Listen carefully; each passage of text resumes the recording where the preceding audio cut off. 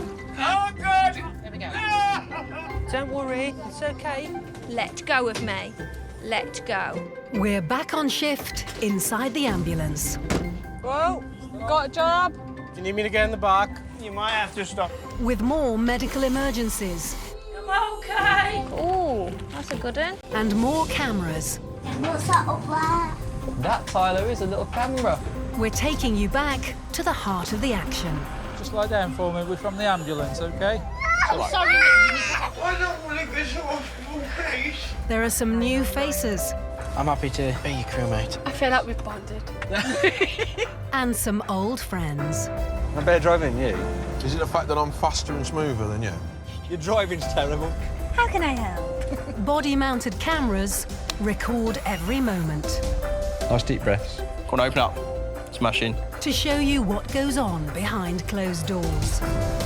We'll get you right, all right? You'll be on the front line with the ambulance crews from West Midlands Ambulance Service I don't need to be a doctor. I just need to know what I can do to help. as they deal with 3,000 emergency calls each day. We see so many people who get told that nasty C word. So many people can fight it now. Step inside the ambulance. You take care, mate. All right, mate. Thank you.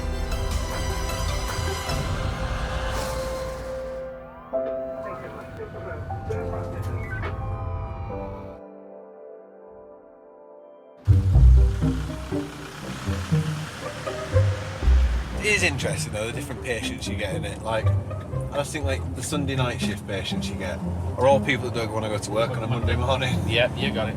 It's funny.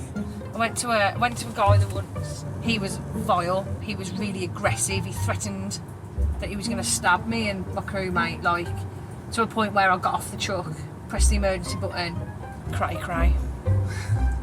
Honestly. Do you remember when you told that man to leave the room? I just thought, I ain't interested. I ain't come here to listen to this. That was one of the funniest things Right, that I've ever you seen. get out. When you literally just went all bad mom, you just turned around and went, no, that's enough now. You need to leave. Let's go in there. I've been assaulted by dementia patients when you go to move them. Slide them across from one bed to the next. That's what happened to your eye, wasn't it, Brad? Yeah.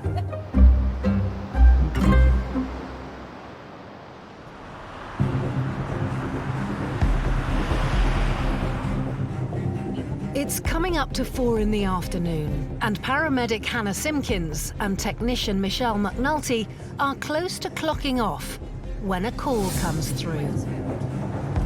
Change of address. Some members of the public have rung 999, concerned about a man who they've found lying unconscious in the street, not breathing properly. It's left here. Unconscious. Male in his 30s. The information is confused, but they also know that the collapsed man has hypodermic needles on him. Is he in yellow? Yeah. Did you see anything? Yeah, there's someone lying on the floor in the alley with two lads.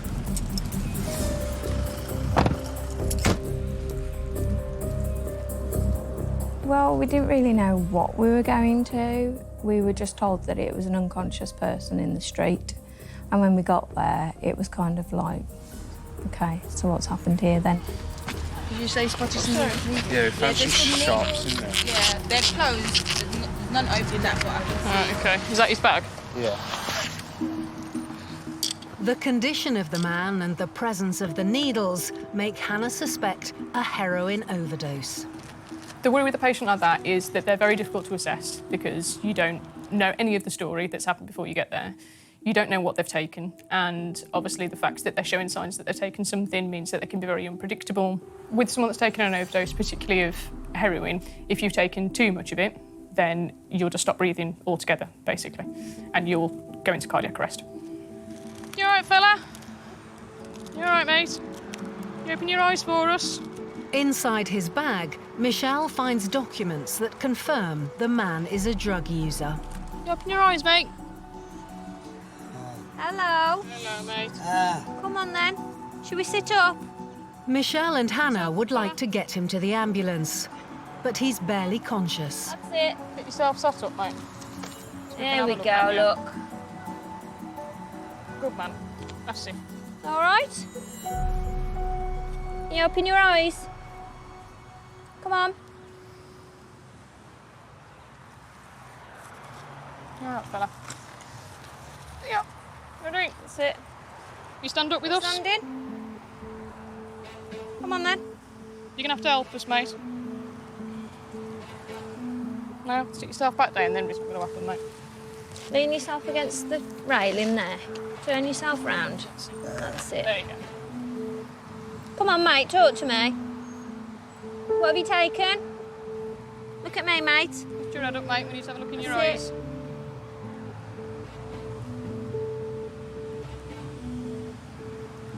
Fixed in twos. That's the answer to that question, then. Good?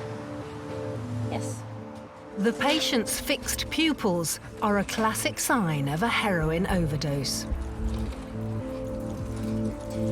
Come on, mate, we're getting up now. We're going to get on the stretcher, go to the hospital. All right?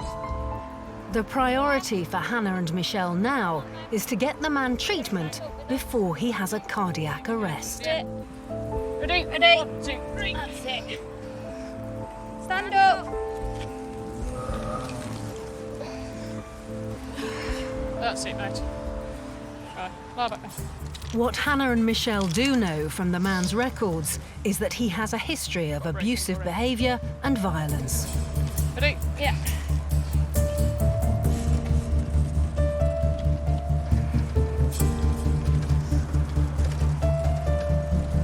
I think that's an interesting thing. This one piece will make 52 layers. Watch on mobile devices or the big screen. All for free. No subscription required. Download Veely now.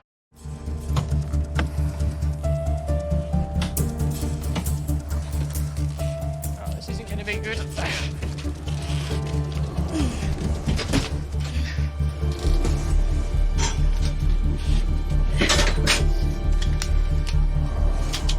All right?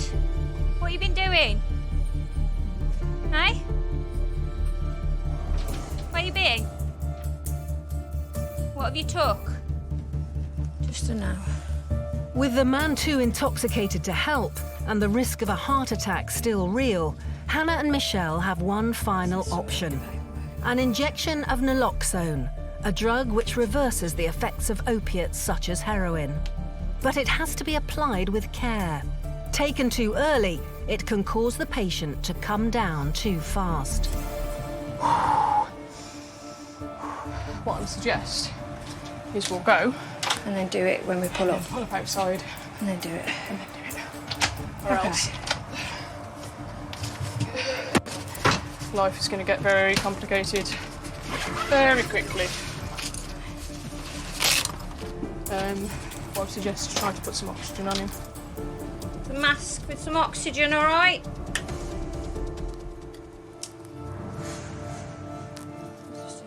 Hannah and Michelle plan to administer the injection the moment they get to the hospital, when they'll have more help around. Hannah gets it ready.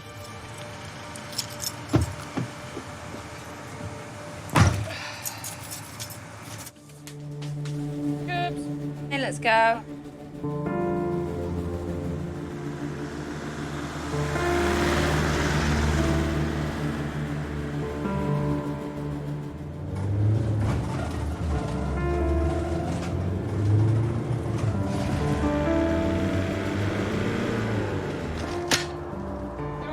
Yeah.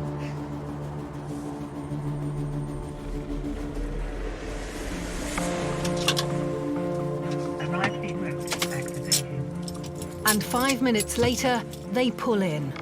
It's the moment of truth. Time for the naloxone injection.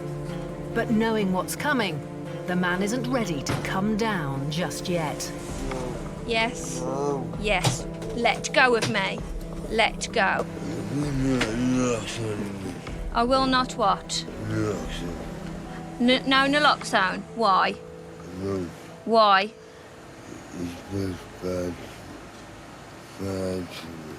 It's bad for you. Why is it bad for you? Having radioed ahead, other paramedics are on site to help Hannah and Michelle out. But he said no, it does bad things to him. Well, no, I can. Mm. Yeah, I'll give it here. I've wiped his arm already. What's it do bad to you?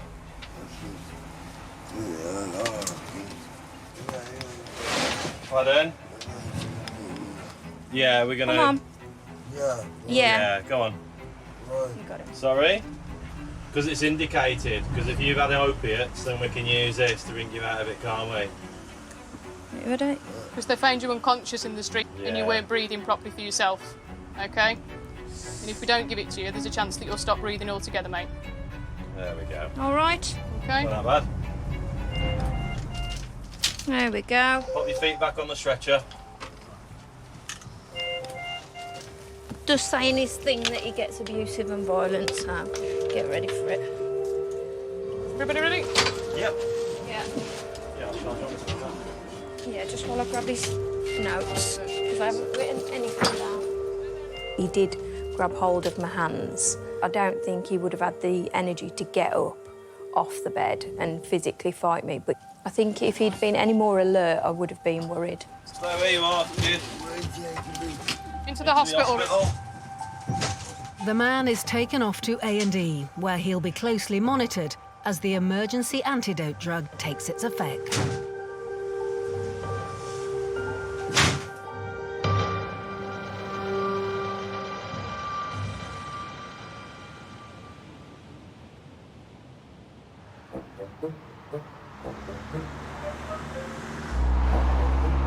The mysteries of the human bodies baffle me sometimes. As I'm on power course, carrying this lady down the stairs, and she's obviously got bowel obstruction. I'm at the bottom of the chair, which was a rookie mistake. And we're coming down the stairs, and all I heard was this little girl. I just said to Neil, "Can we hurry up?" We get to like the second flight, and all I heard was, and the next thing you know, it just came in one. And obviously, where she's stranded, it's gone all down the back of my neck, all down my shirt. Oh Like, my God. oh, it was horrific, absolutely horrific.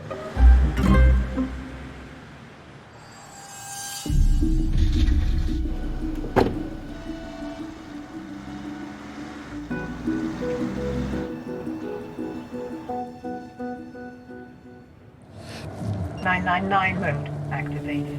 It's just gone 6:30 in the morning, and paramedic Michael Anslow and trainee Dimitri Holloway have just begun their day's shift when the details come through for their first job.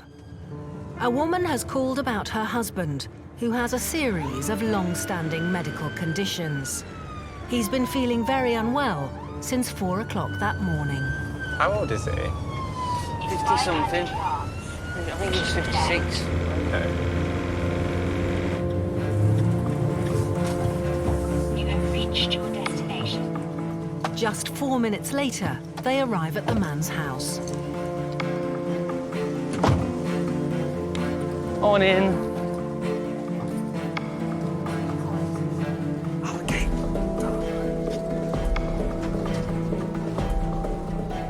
Hello. Hi, Anthony. My name's Dimitri. This is Michael. What's happening, matey?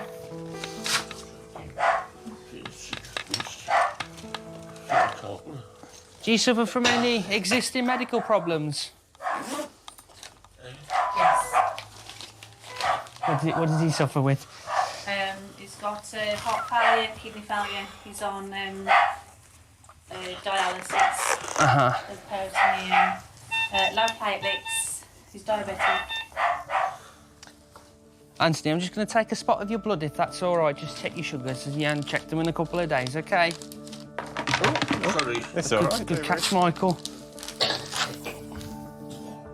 Tony is clearly very sick. The priority for Michael and Dimitri is to try and work out what's causing it and whether it's linked to one of his long-term conditions. They start with some basic observations, checking his blood sugar levels and heart rate. Nice, slow, deep breaths for us. He's very tacky. He's going at like 200, mate.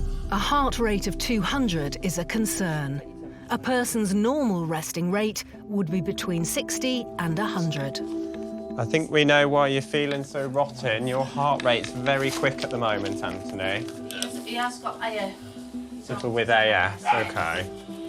Anthony normally suffers with a condition called atrial fibrillation, abbreviated to AF. It is a lifelong condition. It was making him vomit. It was making him quite short of breath, very clammy, and generally weak and off his legs. The body cannot sustain a heart rate of 200 beats per minute, so he needed his heart rate stabilised at the emergency department.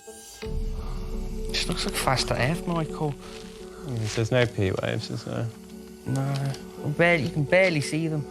Yeah, it's fast AF. I can't walk, I can't breathe. Right, we're going to get you a chair, Anthony, and we're going to take you up to the hospital now, all right? AF isn't usually life-threatening, but it does increase the risk of a stroke.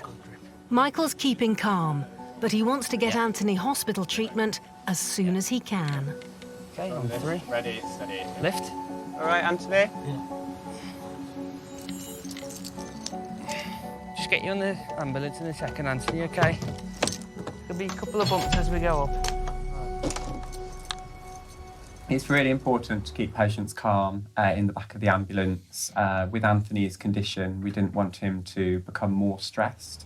Increased stress can put the patient at risk of having further arrhythmias with their heart and can also increase the risk of the patient having a stroke. So we wanted to keep Anthony really calm, reassure his breathing and get him to the hospital as soon as we could.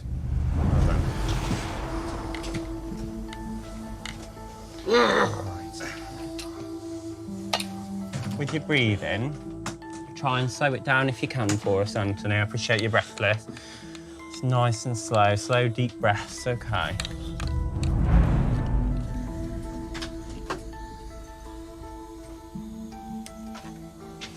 Because you're basically breathless because your heart's going so fast. So it's harder for your body to get the oxygenated blood sort of around your body, which is why you feel a bit breathless and dizzy and sick.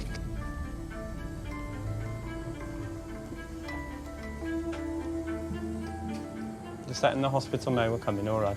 Hiya, can I place an alert, please? I've got a 56-year-old male. He's currently in fast AF. He's complaining of feeling breathless, dizzy, and nauseous, and he's retching as well. And so we're about 5 minutes or so away. We'll see you in a bit. All right, thank you, cheers, bye. Basically, just let the hospital know you're coming, Anthony, because we don't want you we want you seen as a priority with your heart rate, all right? Okay. As Dimitri rushes to the hospital, it emerges Anthony's got a very special reason to want to get well soon. Daughter's wedding next Friday. Is it? Well, we need to get you better for that. It's a big day out then. It is. Is he on insulin, is he? Okay. He's just been put back on insulin because the dialysis took over the insulin. What caused? Is it kidney failure, I take it? What's caused? Well, he went in for a routine operation. Just then, Anthony takes a turn for the worse. All right. Any other medical conditions that you're aware of? There you go, mate. Into that's it. Hold the bucket right there. Hold the bucket up then. You're going to be sick again. Thankfully, they've arrived at the hospital. Do you want to pop off for me, darling? Just get the ramp down first, all right? You hold that right up for me. Another one. Another bucket? Yes, please. Yeah, don't worry. Well, you've got plenty of room in there. We'll get you... Sorry? Okay. Keep hold of that for a second. Let's get you...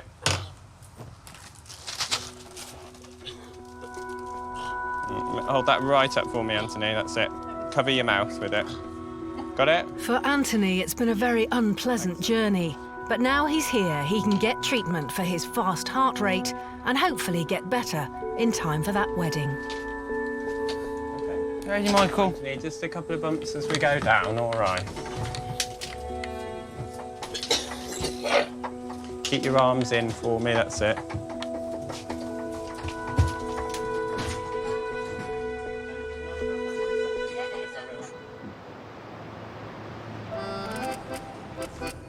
It's 7:30 on a very special Sunday morning. Happy Father's Day, by the way. And to yourself. And our kids will have a lovely Father's Day without us being there. They will. Yeah, they'll enjoy Lee Timbrell and Gaz Clark have just started their shift, and they're already feeling the heat. Well, it's going to be a hot one today. Very. I don't mind if I'm sitting in the garden.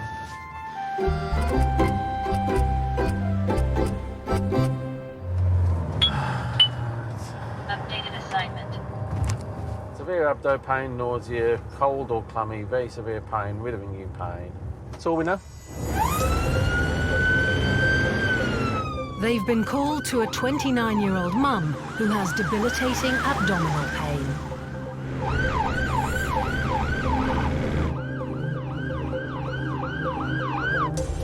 They reach her in just 3 minutes.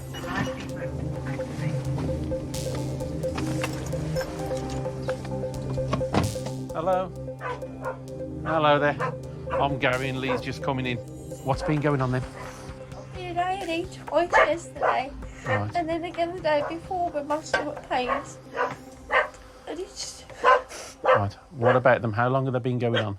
since I got up, about 20 minutes now. So you okay last night when you went to bed? I was okay, yeah. I was in A&E last night because of the pain. Sarah has been having severe pain on and off for the last few days.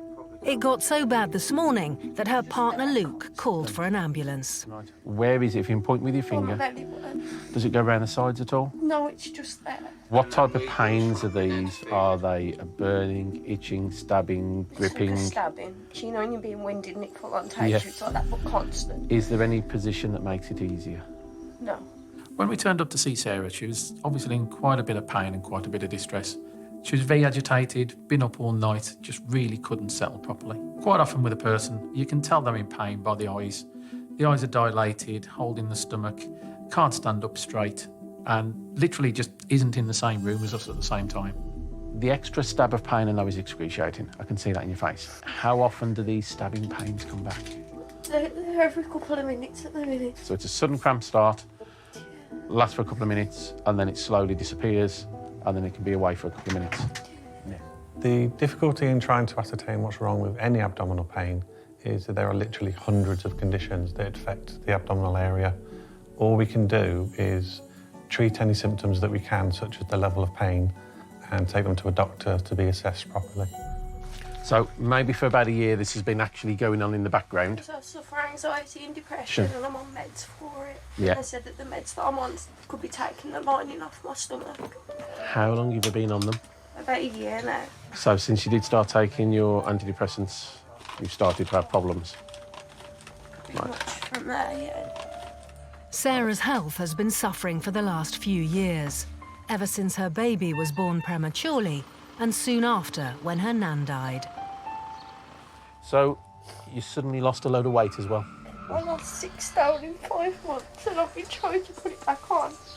Right. I need to press around by your kidneys at the back. Just relax. Just relax. Any pain there at all where I'm pressing? It doesn't cause any discomfort anyway. Does it hurt when I press? No, it's just really tight, my stomach is. Yeah, I can feel that.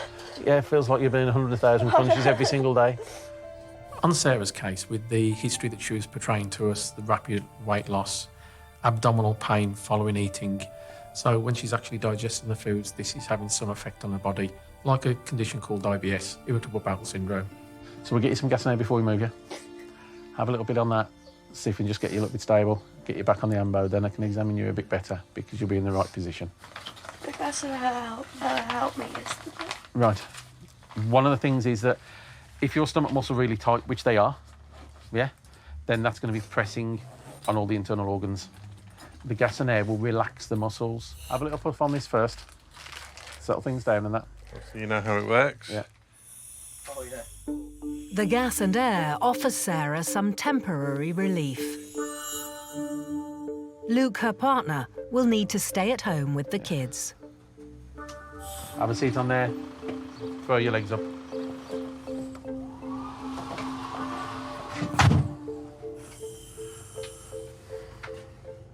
When it stabs, what does the pain go to at the moment? It was a 10. Was it 10? Really painful. Yeah, and you were crying and that. Right. Okay then.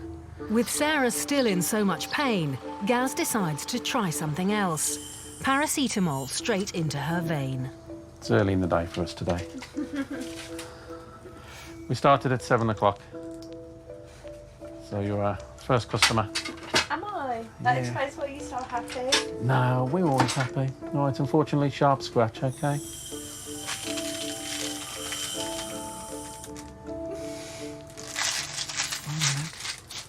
I did wish Gaz a happy Father's Day this morning. Yeah. And I explained it's not because I see him as a father figure, but more of a grandfather figure. Right, there you are. It's not bad for my first cannula ever. Bit of a change from the dustbins in. Oh, God, yeah, it is, yeah. Right, we'll head off then.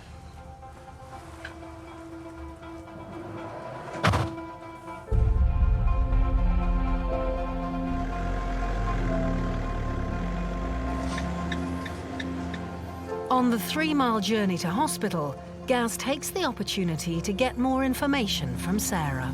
There's not much of you, to be honest. So how the hell you've lost 5 stone, I don't know where from.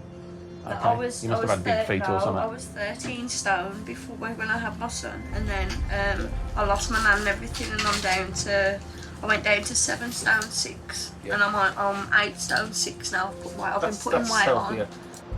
And now Gaz has got Sarah talking, she gives him a vital clue as to what might have triggered this entire episode.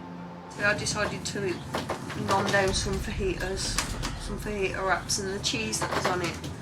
So I think that's what did it, and literally within 5 minutes of eating it, it was ringing a paramedic, because I was rolling around on the floor. Even my partner's friend was there and he was scared. But say it is dairy, then it's a case of, right, is it cheese?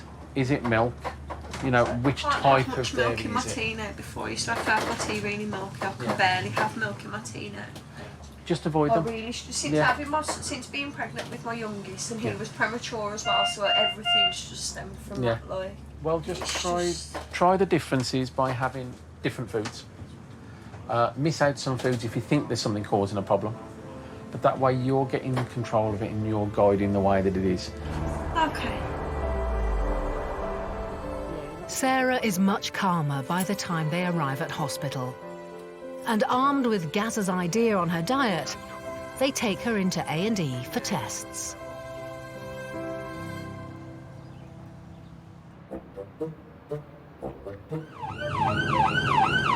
Oh, you're getting a bit quick. Slow down. Sometimes things should have been a copper. Whoa, whoa! Big yellow, make loads of noise. Wow! How much bigger and brighter do you want me to be? Wow. I know. That was some reckless driving then. He's on his mobile though, you can see it, can't you? You watch, because he'll be the idiot that prangs it into someone and ends up killing a family of 3 or 4. Yeah. He'll walk out completely uninjured, but ruin another family's life. But regardless. What an absolute idiot. Absolute fool. Put the phone down.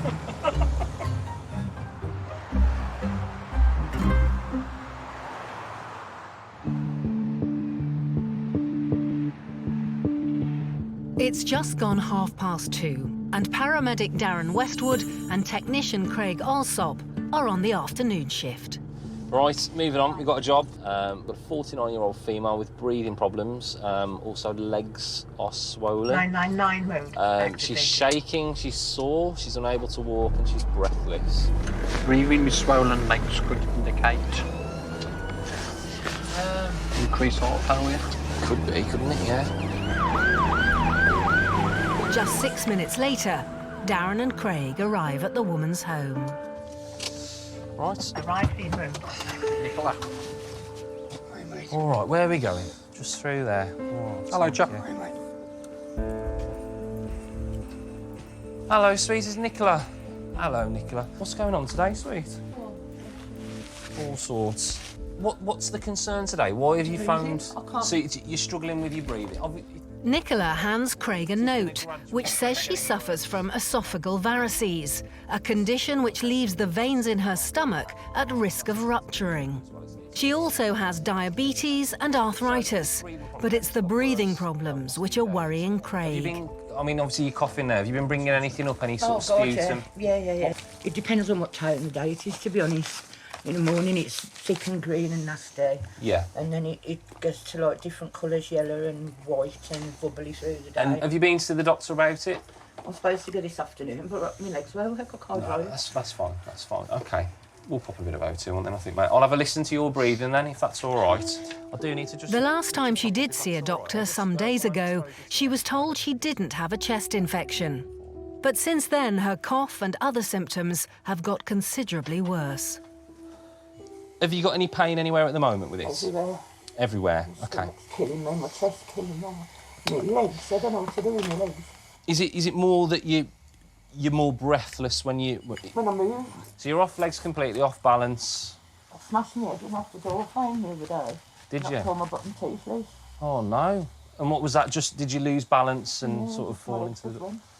Right, OK. Did you see anyone then when that happened? You didn't? I got in with the cancer and I've got 2 young kids. OK, so you've got a lot of things going on. My last priority at the moment. Yeah. You know what I mean? But at the moment, you are our priority, so we need to get you right, don't we? With 2 young children and a partner with throat cancer, Nicola's not had much chance to look after herself. On the plus side, Craig's carried out a check on her heart, which has reassured him that Nicola's breathlessness is not linked to any heart problems. Instead, he thinks there's another, more obvious cause. By the sound of it, it sounds like you've got a chest infection. You've got a good temperature, so I would say that. We'll probably give you some paracetamol. We'll take you to the hospital and get you seen there, all right? Craig wants to get Nicola a full hospital assessment as soon as possible, so they head to the ambulance. Marvellous. Perfect. That was like a job in the city. Bottom up as far as you can, sweet, up there. Right, keep yourself upright as much as you can, just the position's better. That's it. And then when you're ready, pop your feet up.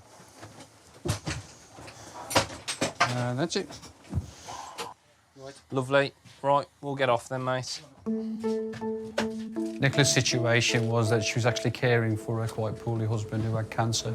And she seemed to be the go-to person in the family who cared after everybody else and neglected herself a little bit.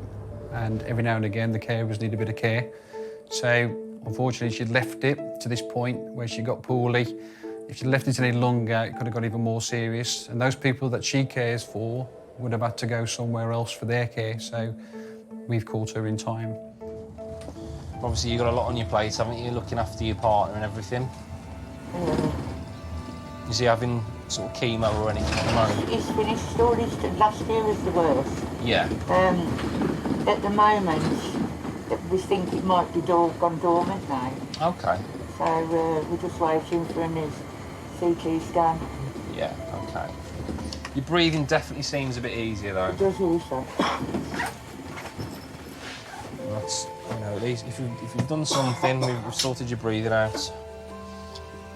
With Nicola appearing to be improving, they arrive at the hospital. Right, we have arrived. Your heart rate's calmed down nicely. Like, everything that, when we first walked in, is nice and relaxed now. So I'm happy that we've at least sorted something out for you. Start moving. And, well, there's going to be no moving. Don't worry about that. You won't be going anywhere until... You're not sweating again. And... Well, she's just wiped a load of it off. Yeah, absolutely drowned in here. Yeah, I thought she was crying, but no, it was sweat. But just getting all emotional on me. Nicola will go off to have a full checkup on her chest and other conditions to see what's causing her breathing problems. Right. Happy? I'm happy, mate. Yeah, go on. Okay.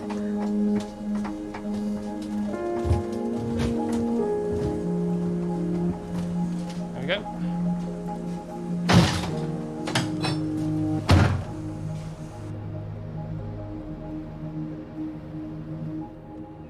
Nicola's a poorly girl, isn't she? She's got quite a few things going on, hasn't she, at the moment? Bless her.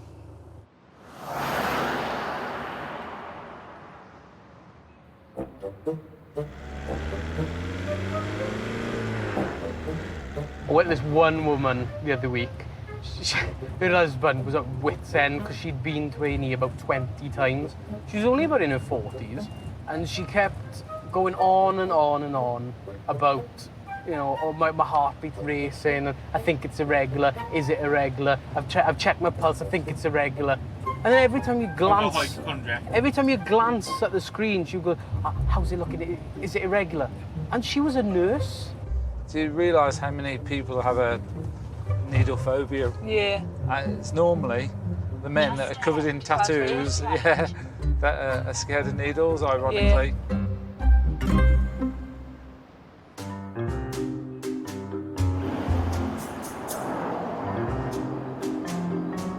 It's just gone 5:30, and paramedic Preet Lally and student paramedic Leon Asghari are well into their 12-hour shift. Category 1, Kate. Oh, category 1. Fitter. 12-year-old fitter. 12-year-old. Yeah, that's just safe, thank you. We'll be backing up half, thanks. A Category 1 is the highest priority call-out a crew can get. 12-year-old male who's fitting. The boy in question, Brendan, has just had a fit. Another ambulance team is already on the scene. Less than 5 minutes later, Leon and Preet arrive. Paramedic David Leavesley is from the Hazard Area Response Team. They were sent to the case as they were the closest available ambulance team. He had a seizure a few weeks ago, and he's been investigated by the hospital. He was told that there was a likelihood that he was going to have a second one anyway. So we've got a second one that's lasted for about 2 minutes now. It started off slowly, quite violent shaking, and then it's quick. It's quite dopey at the moment. Dave's team are keen to hand over to Preet and Leon so they can be ready for other calls. Preet now needs to assess what state Brendan's in. Do you remember what happened, sweet? Yeah, do you know where you are? Do you know who I am? Yeah, who am I? It's open. Brendan's mum, Michelle, explains Brendan also suffers from attention deficit disorder, which he's on medication for. He clearly needs proper hospital care. But to get him that means a ride in the ambulance. And there's a risk that further stress and excitement could cause another seizure.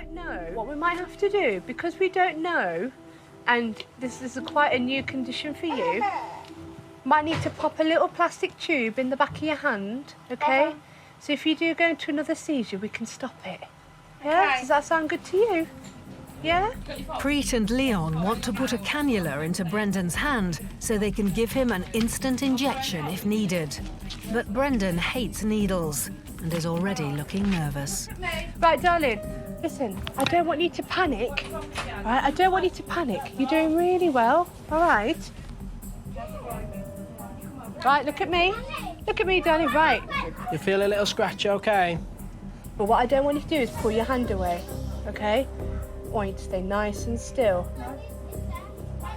That's it. Oh, come here, come here. Come here, no, Declan, come here, come here. Doesn't like needles. I know. As Brendan is so upset at the thought of the needle, Preet and Leon decide against it. They think it's more important to get him to hospital as quickly as possible. Come on then, let's get you on the bed. Let's get you on the bed. Worst person for needles. I can understand why people don't like needles. People don't tend to like to have needles in their arms or in their hands in, you know, any circumstances, let alone being a child who's confused after a seizure and doesn't recognise you and you're trying to put a needle in his hand. So it's not the best situation to be in. What's the last thing you can remember? With Leon clearly still feeling the after effects of the seizure, Preet and Leon want to get him to hospital as fast as they can. It's only his second ever seizure, but Leon suspects it might be a sign of a more serious underlying medical condition, epilepsy. Any type of epilepsy in the family or anything like this? Anything? My Anyone who has brother fits? has seizures, yeah. Is it epilepsy seizures or non-epileptic? I just know that he has seizures. Oh, right, we okay. don't really speak that much. To me, Brendan was behaving very typically of that of an epileptic patient. A diagnosis of epilepsy can change anybody's life. People have to plan their life really around the condition rather than just go happy-go-lucky with it. And as a child, it can change somebody's perception on themselves. They see themselves as different, but there is help and medication out there that does help you. When did you last have something to eat? So have you had anything to eat? No. You're not at all today? He doesn't eat at school, that's a problem. If it is diagnosed in the long run as like epilepsy, Yeah. it needs to be a strict routine of eating at the same time, eating at the same time. Okay. He has to have 3 meals, he has to eat at the same time, medication at the same time. It is a change of life. It is. You don't sleep enough, you're at risk of having another fit. Just miss one dose, you're at risk of having a fit. Okay. So I know it's probably not what's best for him at the moment, but in the future it may be best to get him into a routine. Moments later, Preet pulls into the hospital. Right, we're here. We'll get you outside in a second. Brendan is taken off to have his seizure assessed and to see whether there are any longer-term implications.